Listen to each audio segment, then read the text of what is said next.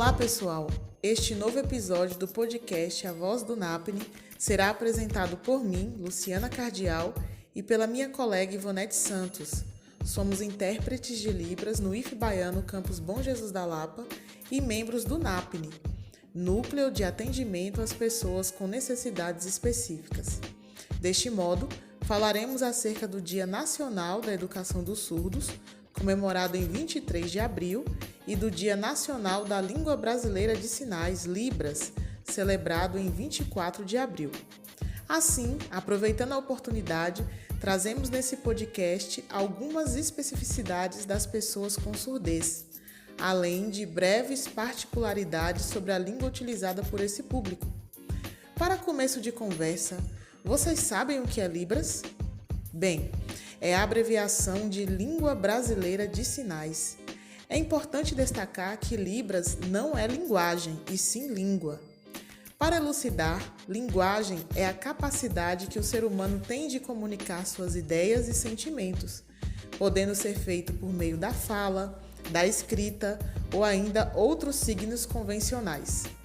Dentre as formas que o ser humano desenvolveu para emitir informações, expressar suas ideias e discutir sobre diversos assuntos, há as línguas, sendo este um sistema organizado gramaticalmente conforme o contexto social, econômico, histórico e cultural de cada povo.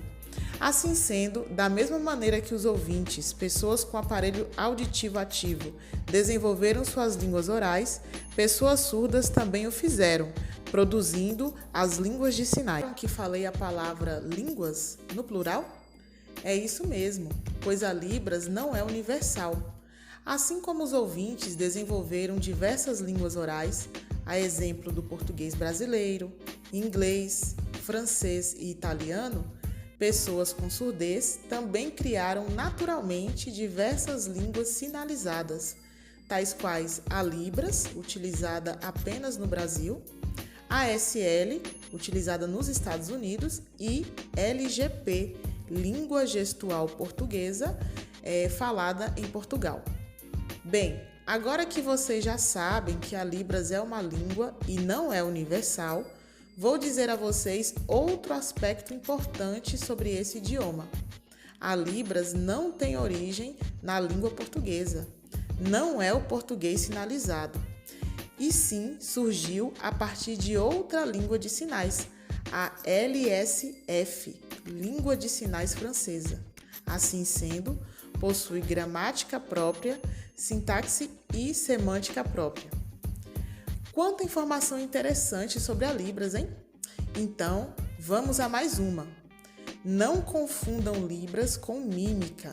Realizar gestos aleatórios, sejam faciais ou corporais, não é sinalizar em Libras ou em qualquer outra língua de sinais. Lembrem-se, a Libras é uma língua estruturada e possui regras que precisam ser aprendidas e respeitadas. Para finalizar, sei que vocês estão gostando do assunto, mas vamos para a última informação. A Libras é reconhecida como língua por meio da Lei nº 10.436, de 24 de abril de 2002. Então, neste ano, 2022, são celebrados 20 anos dessa conquista. Este é um marco histórico nas lutas da comunidade surda por direitos, valorização e conquistas de espaços sociais. Vamos falar um pouco sobre o ensino para surdos no Brasil? Institucionalmente, iniciou-se com a fundação do Imperial Instituto de Surdos Mudos, com a Lei de número 939, de 26 de setembro de 1857.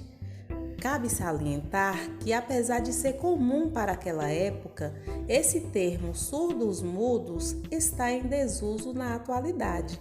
O Instituto passou a se chamar INES, Instituto Nacional de Educação de Surdos, com sede no estado do Rio de Janeiro. Esse instituto é referência em toda a América Latina.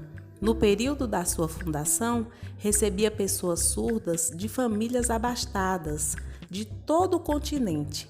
Hoje é aberto a todas as classes sociais. Foi após a Constituição Federal de 1988 que a ideia de inclusão escolar começou a tomar forma.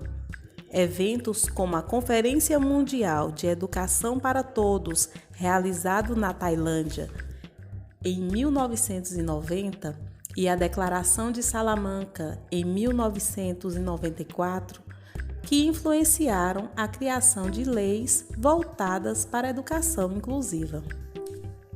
Atualmente, há desafios para a formação educacional de pessoas surdas no Brasil.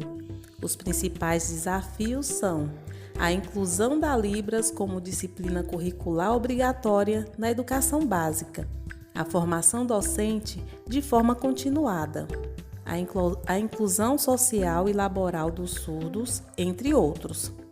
Por exemplo, a falta de acessibilidade na comunicação é uma das dificuldades que as pessoas com surdez podem enfrentar, levando à evasão escolar e baixo acesso ao ensino superior e também ao mercado de trabalho.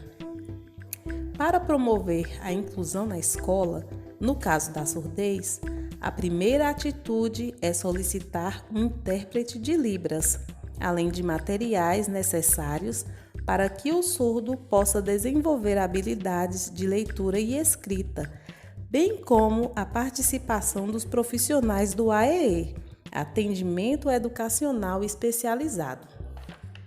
No ano de 2010, foi regulamentada a profissão de tradutor-intérprete de Libras, através da Lei de número 12.319/10.